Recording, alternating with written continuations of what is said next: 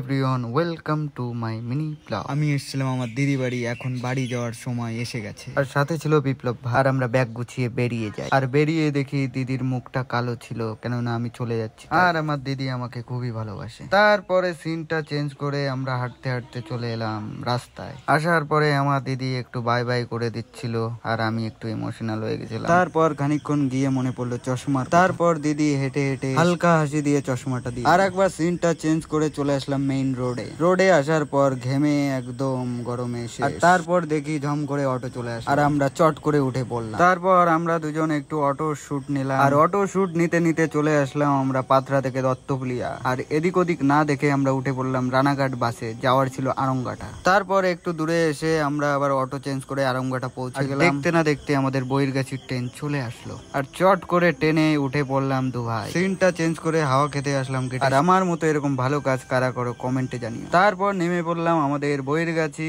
এখন হেঁটে হেঁটে যাব।